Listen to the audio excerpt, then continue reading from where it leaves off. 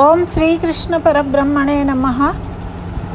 భగవద్గీత పారాయణానికి స్వాగతం సుస్వాగతం. అందరికీ నమస్కారం అండి. మనము నిన్నటి రోజు 12వ శ్లోకానికి అర్థం తెలుసుకున్నాము నిన్న సాయంత్రము. మరి ఈరోజు 13వ శ్లోకాన్ని చదువుదాము, అర్థం తెలుసుకుందాం. అయితే నిన్నటి శ్లోకాన్ని ఒకసారి గుర్తు చేసుకుందాం. ఏమంటున్నారంటే, నేను నీవు ఈ రాజులు అంటూ వేరువేరుగా ఏమీ లేదు, అందరూ ఈ ఉపాధి స్థాయి దేహాలను కలిగి ఉన్నారు, కానీ అంతా ఒకటే. అక్కడ ఉన్న రాజుని ఎలా చంపాలి అని నువ్వు చాలా బాధపడుతున్నావు కదా. ఆ అందరికీ దేహాలు ఉన్నాయి, కానీ ఆ దేహాలలో ఉన్నది కనబడడం లేదు. దేహముల భేదాన్ని బట్టి దేహ స్థాయిని మనము ఆ దేహాన్ని బట్టి మోహిస్తున్నావు, కానీ అవి మాత్రం ఉండేవా? ఈ జన్మలో ఆచరించే కర్మల వల్ల మళ్ళీ ఇంకో దేహాన్ని పొందుతారు. ఇప్పుడు చేసిన కర్మల వల్ల, పూర్వము చేసిన కర్మల వల్ల ఈ దేహం వచ్చింది. మళ్ళీ ఇదే దేహం రావాలని లేదు కదా. కాబట్టి దేహం అనేది శాశ్వతం కాదు. నువ్వైనా నీకైనా వాళ్ళకైనా ఎవరికైనా. కాబట్టి నిత్యమైనది సత్యమైనది ఎప్పుడూ ఉంటుంది. నువ్వు దానికోసం దుఃఖపడాల్సిన అవసరం లేదు అని చెప్పాడనమాట. ఇప్పుడు 13వ శ్లోకంలో దాన్నే ఇంకా వివరిస్తూ ఉన్నాడు. ఈ శ్లోకం చదువుతుంటే నాకు గుర్తొస్తుంది, మేము చిన్నప్పుడు స్కూల్కి వెళ్ళేటప్పుడు పొద్దున్న పూట రోజు గుడిలో వెంకటేశ్వర ఆలయంలో చక్కగా సుప్రభాతము, తర్వాత ఈ భగవద్గీత ఘంటసాల గారు చెప్పిన భగవద్గీత అర్థం సహితంగా మొత్తం శ్లోకాలు అర్థంతో సహా కంటతా ఉండేవి. అప్పుడు మళ్ళీ నారాయణ మంత్రం, శ్రీమన్నారాయణ మంత్రం అని ప్రహ్లాదుడి పాటలు తర్వాత సీరియల్గా వచ్చేవన్నమాట. ఈ శ్లోకం చాలా బాగా గుర్తుంది నాకు అప్పటి నుంచి కూడా. కొన్ని శ్లోకాలు ఉంటాయి కదా ఘంటసాల గారు వాడింది, ఇట్లా పాడినట్టు వినిపిస్తుంటుంది మనకు, అలా అన్నమాట. అయితే ఇప్పుడు ఈ శ్లోకాన్ని చదువుదాం. ముందు దేహినోస్మిన్ యదా దేహే కౌమారం యవ్వనం జరా తదా దేహాంతర ప్రాప్తి ధీరస్తత్ర న ముహ్యతి. ఓ అర్జున, ఈ దేహంలో బాల్యము, తర్వాత యవ్వనము, తర్వాత ముసలితనము కలుగుతున్నాయి కదా. అలాగే చనిపోయిన తర్వాత మరొక దేహం కూడా ప్రాప్తిస్తుంది. ఈ విషయంలో జ్ఞానులు మోహానికి గురికారు, అందుకనే వారిని ధీరులు అని పిలుస్తారు అని అర్థం అన్నమాట. ఇక్కడ జీవుడు దేహినోస్మిన్ అంటున్నా అంటే, ఈ జీవునికి ఎలాగైతే కౌమారం, యవ్వనం, ముసలితనం, జరా అంటే ముసలితనము అనేవి మార్పులు జరుగుతాయి కదా, అలాగే ఒక దేహం నుండి ఇంకో దేహానికి మారుతాడు. దేహి అంటే దేహం కలవాడు దేహి. దేహి వేరు, దేహం వేరు అని ఇక్కడ క్లారిటీగా చెప్తూ ఉన్నాడు అన్నమాట. ఇప్పుడు పని చేసేవాళ్ళు వేరు, చేయించేవాళ్ళు వేరు. అట్లా ఇప్పుడు చేసేది శరీరము, చేయించేవాడు వేరే. ఇప్పుడు మనకేదో ఆత్మ ప్రబోధం చెప్పినట్టు మనసులో ఎవరో చెప్తూ ఉన్నట్టు వినిపిస్తూ ఉంటాయి కదా మాటలు. నువ్వు అటు పో, ఇటురా, ఇది చెయ్యి అని మనం ఒక్కళ్ళం ఉంటే మనకు ఆలోచనలు, మనకు ఒక సౌండ్ వినిపిస్తూ ఉంటుంది. అది ఎక్కడిది అంటే అది దేహి, అది నువ్వు ఆ మాట్లాడేది. ఈ శరీరము మాట్లాడలేదు,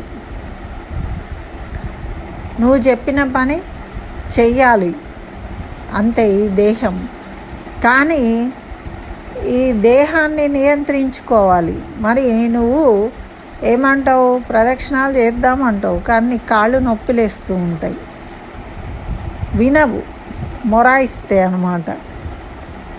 అట్లా ఒక బండి లాగడానికి ఎద్దులు మొరాయిస్తూ ఉంటే అతను ఏం చేస్తాడు, కర్రతో కొడుతూ ఉంటాడు. వాటిని కొడుతూ ఉంటే ఉరుకుతూ ఉంటాయి, మధ్య మధ్యలో ఇలా పొడుస్తూ ఉంటాడు. అట్లా మనం ఈ శరీరాన్ని మనం చెప్పినట్టు వినడానికి పగ్గాలు పట్టుకొని వాటిని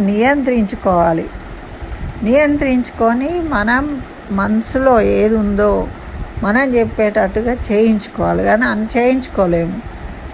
2 అడుగులు వేస్తాము, అబ్బో కాళ్ళు నొస్తున్నాయి, కాళ్ళు అసలు ముందుకే పోతులేవు అంటాము. అంటే కాళ్ళు మనని కంట్రోల్ చేస్తున్నాయి అన్నట్టు. శరీరము, ఇంద్రియాలు మనకు వినట్లేదు. అవి చెప్పినట్టు నువ్వు నడవలేవు, కూర్చో అంటున్నాయి కాళ్ళు, అందుకని మనం కూర్చుంటున్నాం.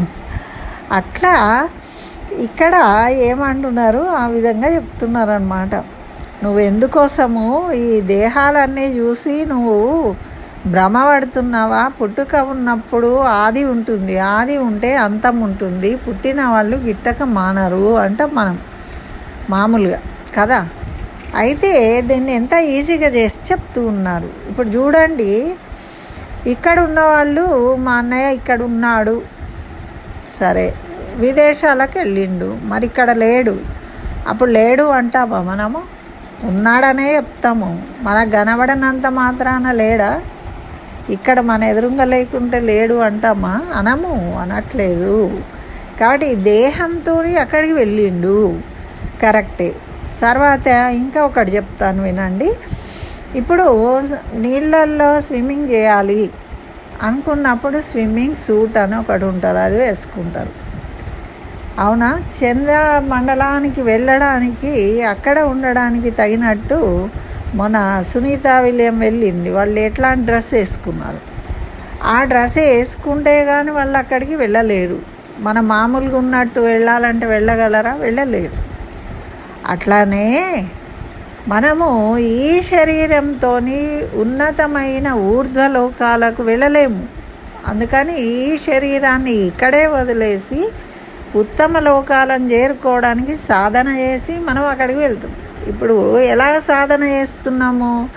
రాకెట్లు తయారు చేస్తున్నాం, చంద్రమండలానికి పోవాలి మనము అని దానికి తగినట్టు అన్నీ తయారు చేసుకుంటున్నాం కదా. ఈ శరీరానికి ఈ పైన తొడుగులన్నీ వేసుకొని అక్కడికి పోగలుగుతున్నాం. కానీ ఇంకా ఉత్తమమైన లోకం, ఇప్పుడు అక్కడికి పోతే ఏముంది? ఏమీ లేదు. మనం చూసి వచ్చినాం, పోయినాము అని సంతోషపడుతున్నాము. ఏవో కొన్ని కనుక్కుంటున్నారు, ఆ విషయాలు మనకేవో ఉపయోగమవుతూ ఉన్నాయి, మనకి ఇంటర్నెట్ అయితే ఉపయోగమవుతున్నది. అయితే ఇట్లా ఇంకెన్నో ఉన్నాయి కదా మరి లోకాలు. 14 భువన లోకాలు ఉన్నాయి కదా. మరి అన్ని లోకాలకు వెళ్ళడానికి కూడా అన్ని రకాల పద్ధతులు ఉంటాయి. అన్నిటికీ మనము ఈ శరీరంతో వెళ్ళలేని చోటికి వెళ్ళాలన్నప్పుడు మనం ఈ శరీరాన్ని ఇక్కడే వదిలేసి వెళ్ళాల్సిన అవసరం ఉంటుంది. అందుచేత మనము ఈ శరీరాన్ని ఇక్కడ వదిలేసి వెళ్తున్నామే కానీ మనము నశించట్లేదు అని భగవంతుడు చెప్తున్నాడు. ఆత్మస్వరూపంగా వెళ్తూ ఉన్నాం, సస్వరూపంగా వెళ్తూ ఉన్నాము. ఇది శరీరము, ఇది స్వరూపము కాదు, ఇది దేహము, ఇది నశించేది, దహించబడేది దేహము. కాబట్టి మనము చంద్రమండలానికి వెళ్ళాలి అంటే ఏ విధంగా కవచాలు తొడుక్కొని పోతున్నామో అక్కడ మనం సస్టైన్ కావడానికి, అదేవిధంగా మనము ఏ ఇంద్రలోకమో బ్రహ్మలోకమో వైకుంఠం చేరాలనుకుంటున్నాం కదా. మరి అనుకుంటున్నప్పుడు సాధన చేయాలి అక్కడికి వెళ్ళడానికి. ఇప్పుడు ఏమీ మిషన్లు అవసరం లేదు దీనికి, మనము సాధన చేయడమే. భగవత్ సాధన చేస్తూ ఉంటే భక్తి మార్గం ద్వారానే మనం ఉత్తమ లోకాలను చేరుకోగలుగుతాం అన్నమాట. అక్కడ రాకెట్ లాంచింగ్ అవసరం లేదు. మనకు పురాణాలలో చెప్తారు కదా, భక్తులు సనక సనందనాదులు ఎక్కడికంటే అక్కడికి, ఏ రాత్రి అంటే రాత్రి, పగలంటే పగలు, ఎప్పుడంటే అప్పుడు వెళ్ళగలరు వాళ్ళు.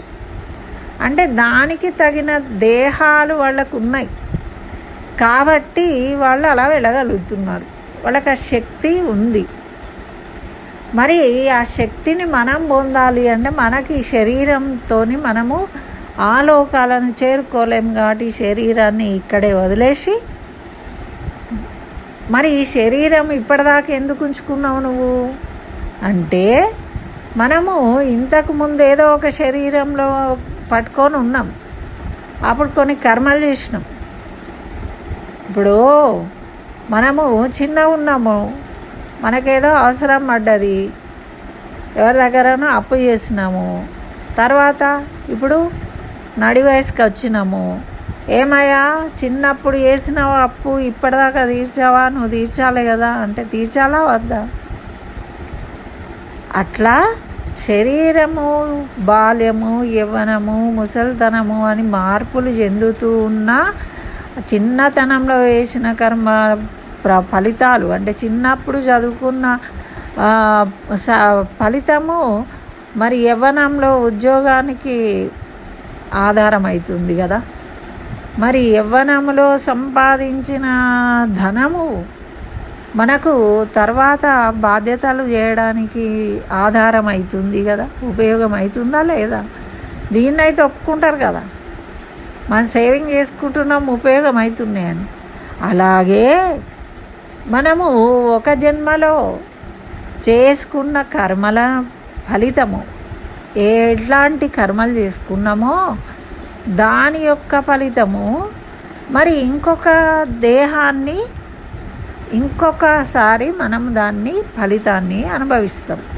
ఇప్పుడు యవ్వనంలో బాగా సంపాదించుకున్నవాడు వృద్ధాప్యంలో చక్కగా ఆనందంగా ఉండగలుగుతాడు. సేవింగ్ చేసుకుంటున్నారు కదా. అలాగే మనము ఈ జన్మలో సేవింగ్ చేసుకున్నది కర్మ మనకి మళ్ళీ ఇంకో జన్మలో అది ఉపయోగం అవుతూ ఉంటుంది అన్నమాట. అది మంచి కర్మ అయితే మంచిగా ఉంటాము, చెడు కర్మ అయితే చెడుగా ఉంటాము. అది మొత్తం తొలగిపోయే వరకు ఈ దేహంతో ఉంటాము. అది అయిపోయిన తర్వాత నిమిషం కాదు, సెకండ్ కూడా ఈ భూమి మీద ఉండే అర్హత ఉండదు. ఎప్పుడే మనం అనుకుంటాం, అరే ఇప్పుడే కదా, ఇప్పుడే మాట్లాడిండు, ఇప్పుడే చాయ్ తాగిండు, ఇక్కడే చూసిన నేను, ఇప్పుడే ఇంతలోనే అయిపోయా, నేను గ్లాసు లోపల పెట్టి వస్తానే వరకే ప్రాణం పోయింది. అంతే. ఎంత అండి నీటి బుడుగా జీవితము పట్టమంటది కదా. మరి అలాగ ఎప్పుడు ఏ సెకండ్లో, ఏ ఫ్రాక్షన్ ఆఫ్ సెకండ్లో కూడా ఆ మార్పు కలగచ్చు. అలాంటప్పుడు ధీరులు ఎవరు? మరి జ్ఞానులైన వాళ్ళు ఇటువంటి వాటికి తెలుసుకుని ఉంటారు కాబట్టి మోహపడరు. మోహపడక వాళ్ళని ధీరులు అంటారు. మరి నువ్వు ధీరుడివి, పండితుణ్ణి అన్నావు కదా, నువ్వెందుకు శోకిస్తున్నావు వీళ్ళని చూసి అని నిలదీస్తున్నాడు కృష్ణయ్య. అంటే తనలో ఉన్న ధర్మ ప్రవర్తనను మర్చిపోయి అజ్ఞానంలోకి వెళ్ళిపోయిండు కదా. ఇప్పుడు భూమిలోకి కూరుకుపోతున్నాడు అండి ఒకడు. చెయ్యి అందించి పైకి లేవడానికి చెయ్యి అందిస్తాము, మన చెయ్యి పట్టుకుని వాడు పైకి రావడానికి ప్రయత్నం చేయాల్సిందే కదా, చేయకపోతే ఎలా రాగలడు? అలాగే విషయాన్ని చెప్తూ తనలో ఉన్న ఆ జ్ఞానాన్ని తిరిగి రప్పించే ప్రయత్నం చేస్తున్నాడు ఇక్కడ కృష్ణ పరమాత్మ. ఇదండి 13వ శ్లోకంలో వివరించిన విషయము. అయితే మనకు ముసలితనము, యవ్వనము, బాల్యము ఇలా ఒక్కొక్క దాంట్లో ఒక్కో స్టేజ్లో ఒకలాగుంటాము. ఇప్పుడు చదువుకునేటప్పుడు విద్యార్థులు అంటారండి, చదువుకోవడం అయిపోయిన తర్వాత ఇప్పుడు మంచిగా పిల్లలు పెళ్ళిళ్ళు అయిన వాళ్ళని ఏమంటారండి, పెద్ద మనుషులు అంటారు. చిన్న ఉన్నోడిని పట్టుకొని పెద్ద మనిషి అంటారు ఎవరన్నా? అనరు. అంటే ఏ స్థాయికి ఆ స్థాయికి మారిపోయినరు. ఇప్పుడు పెద్ద మనుషులు పిల్లలు కాలేరు, పిల్లలు పెద్ద మనుషులు కాలేరు. మరి ముసలి వాళ్ళు యవ్వనంలోకి రాలేరు, యవ్వనము పడుచు పిల్లలు అనరు వాళ్ళను. అలాగే ఇది మీకు తెలుస్తూ ఉంది, ఇక్కడ నువ్వు చూస్తూ ఉన్నావు, ఇదే నిజం అనుకుంటున్నావు. ఇలాంటి ఎన్నో ఉన్నాయి. అదే తెలుసుకోవడమే జ్ఞానం. మరి ఎన్నో ఉన్నాయి, ఇప్పుడు ఎన్నో లోకాలు ఉన్నాయి. మరి ఎప్పటికీ ఇదే లోకంలో ఏడ్చుకుంటూ ఉంటావా నువ్వు? మనం చంద్రమండలానికి పోవాలని ఎందుకు ప్రయత్నం చేస్తున్నాము? ఇంకా డబ్బులు బాగా సంపాదించాలని ఎందుకు ప్రయత్నం చేస్తున్నాము? సుఖంగా ఉండాలి, ఆనందంగా ఉండాలి. మరి ఇక్కడనే కాదయ్యా, నీకు ఏ పని చేయాల్సిన పని లేదు, కేవలం ఆనందాన్ని పొందుతావు. ఇంకో లోకం ఉంది, అక్కడికి రండి అంటున్నారు. అన్నప్పుడు మనం అక్కడికి పోవడానికి సాధన చేయాలా వద్దా? మరి ఇప్పుడు మనకు ఆఫర్లు ఇస్తారు, మీరు కష్టపడకుండా 1 గంట పని చేసి నెలకు 30 లక్షలు సంపాదించుకోవచ్చు, 30,000 సంపాదించుకోవచ్చు, ఇట్లా చెప్తూ ఉంటారండి. మీరేం కష్టపడక్కర్లేదు అంటే అందరూ కూడా అలా సంపాదించుకోవడానికి ప్రయత్నం చేస్తారా, చెయ్యరా? అలాగే భగవంతుడు కూడా చెప్తున్నాడు మనకు, అక్కడ ఇంకో ఆనందమైన లోకం ఉంది, నువ్వు ఇవన్నీ చేయాల్సిన పనే లేదు నీకు, కాబట్టి అక్కడికి వచ్చేయండిరా, అనవసరంగా ఎందుకు కష్టపడుతున్నారు? ఈ శోకము, ఈ ఏడుపు కోసమా నువ్వు ఇక్కడికి వచ్చింది? నువ్వు వాళ్ళని చూసి ఎందుకు ఏడుస్తున్నావు? ఈ దేహాలు ఉండేవా ఏమన్నా? నువ్వు పండితుడివి, ధీరుడివి, ఇట్లా ఆలోచిస్తున్నావు ఏంటిది అర్జున అని చెప్పే ప్రయత్నం చేస్తున్నాడు ఆ భగవంతుడు. ఇదండి 13వ శ్లోకానికి అర్థము. మరి తప్పకుండా మీ జీవితంలో కూడా ఏమైనా ఇటువంటి ఎక్స్పీరియన్సెస్ ఉన్నట్టయితే మీరు కామెంట్లో తెలియజేయండి. స్వస్తి. సర్వం శ్రీకృష్ణ చరణారవిందార్పణమస్తు.